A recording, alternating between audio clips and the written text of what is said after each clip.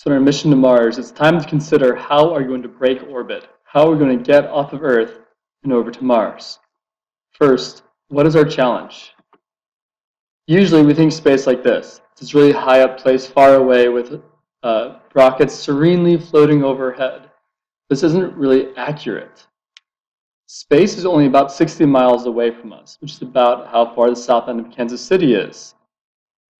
So really what this means, space is like this. And let me hide for a minute. Right? Space is really close. So getting there is not hard. The hard part is you got to stay there. And to stay there, to stay in orbit around Earth, you have to be moving at a speed of about 5 miles per second. That is blisteringly fast. How fast? Well, if you know where to look in the evening sky, you'll see a dot of when the satellites go past the Earth, and 90 seconds, and that's the International Space Station pictured here. So you can watch it go past, and then 90 minutes later, you can watch it go by again.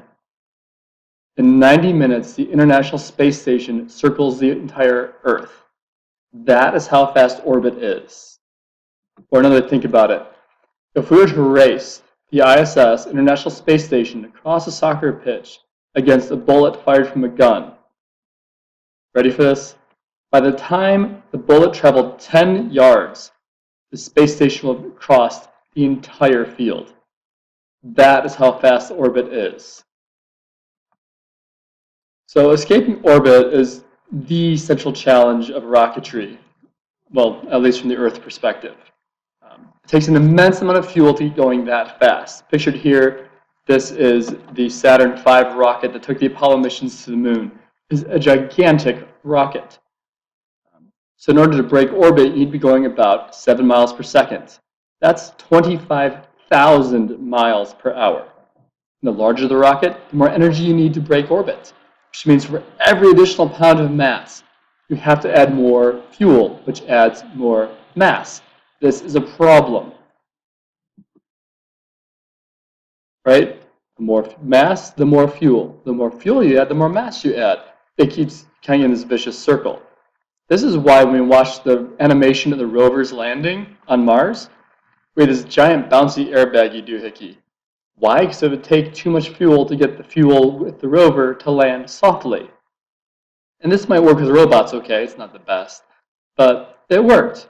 And then it leaves a lot to chance, and probably something a human could not survive safely.